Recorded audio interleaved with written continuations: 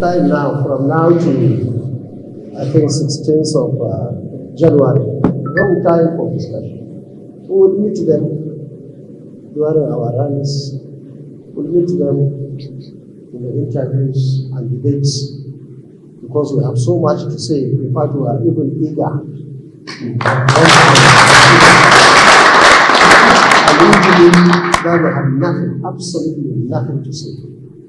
Our leader is talking about the budget, our leader is talking about our infrastructure, our leaders and the general public are talking about the education, even the security.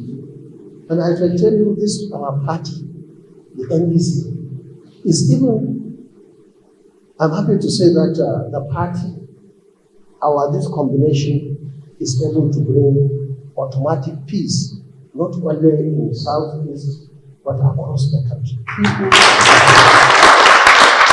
it's not only the military, even though I have seen some of our leaders here, the military men that are here. It's not only the military, it's the politics. If you get the politics right, every place will become right. Every place will be peaceful, as we are beginning to see now, as ADC or NDC is growing and growing. So let me also say that we will continue to work together. Recently, there was this misinformation that Kwakwaso was leaving the NDC. And anybody who talked to me, I would say one is part of the politics. People are free to say whatever they can say, but the fact remains that by the grace of God, the three of us, my humble self, our candidate, Dixon, and all these leaders that I mentioned, and many of them, one doesn't need to mention them here because we are better if they are in the background supporting us and so on. Let me also say that we are very happy with the international community. The international community is very much in support, I believe, of this alternative to what is happening today in this country. Everybody is tired of this, especially in this part of the country. You go to our northwest, huge problem. And it's like, no, nobody worries. The same thing is northeast, north central. And the worst case now is it is migrating down into the south. We have seen what has happened and what is even happening now in the southwest. The better the insecurity was in Kwara, now pushing down to Oyo, Oyo, and many other places. This is very dangerous for all of us. If it is not checked, I believe this issue is heading to Atlantic Ocean. In other words, everybody will be affected. So my appeal at this moment is that the government should wake up. Nothing good will happen if there is no security. And that is the fundamental issue that the government must face, the issue of security. Government must protect its people, their lives and their properties. That's quite a number of retired military officers are here. We know, especially that I had some level of contact. I can be regarded as somebody who is in the extended family of the military for the fact that I was there for almost 4 years as Minister of Defense. I personally sit down to wonder why this issue of insecurity not only is checked but is growing. The only answer I can remember is the political will of government, especially the commander-in-chief. Unless that is available, we continue to have these problems. And the one thing I discussed with our candidate is this issue of this. And he has been talking about how we can work as a family, as government, to stop, and of course together with the international community, to stop this nonsense. As we are sitting here comfortably, or as they are sleeping there in their offices, dinner and so on, people are being killed. Innocent people, they don't even know what is happening. They don't know what they have done. They have no hand in what is happening in Abuja or any state capital. Innocent people, Nigerians, our brothers, sisters, and our parents are being picked, taken to the bush. Can you imagine somebody who is trekking, somebody who is using a motorcycle? How far can he go? Certainly he's not going to China. He has to be somewhere there behind the hills. I am very much concerned. I'm so worried that we are here as leaders and our people are being killed. It doesn't even stop here. Any one of us can be a victim anytime, anything. If it is happening, because we all blind our homes. We go to places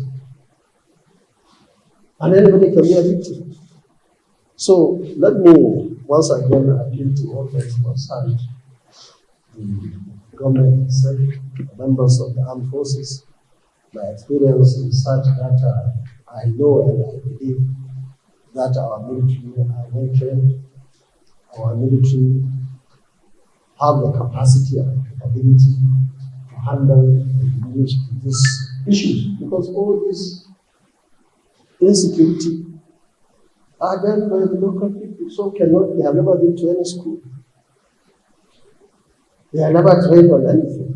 They just buy the guns and start shooting, and they go to the bush and start creating all this havoc to our people. So, as the chairman of this group, I thank you. I know that all you played in making sure that two of us, and by extension, Southeast and South generally, work together. The history was touched by His Excellency Wodo from First Republic, Second Republic, even in about the Third Republic, when I was deputy speaker to Chief Abu Wanekwe, who is actually from Anambra, and he worked very hard, very amicably, until he died. In fact, I visited Anambra, his house, quite a number of times. We are just like a family. And you, Buhari, what I believe, all his vice picked, ranging from Chuma Okadiwo to former speaker, and who else? There was another one. I think he picked about 3 or 2. Atiku picked this our candidate as vice in 2019. You see, this is politics. People are speaking from both sides of their mouth. When Peter was supporting them, he was the best Igbo man. In fact, Southeast is the best #1 zone. They picked him.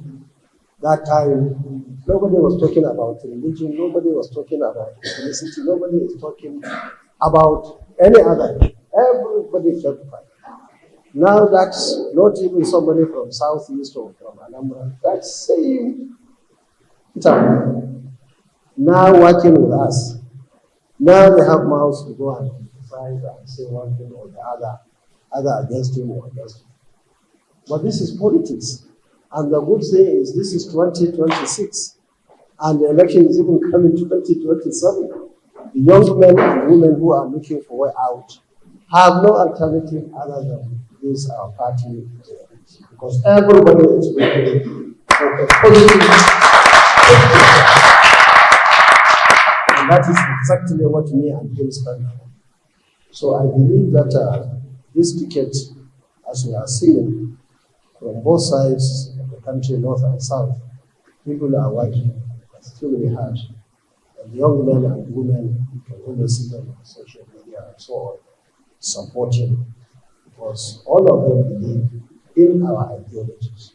And I think we are the only party now that will come with a very good blueprint on education, on agriculture, on infrastructure, on security, on health, everything that will very soon bring it out to the general public to see and appreciate. We are working on that, and I believe when it comes out, Nigerians will appreciate us more than what people are talking about now. So, gentlemen, I look forward to seeing you either here again or in this house or anywhere, because we are now partners in progress.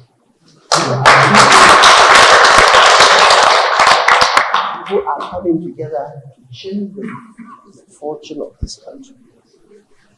What is happening is unacceptable. And I think that is why we have NDC.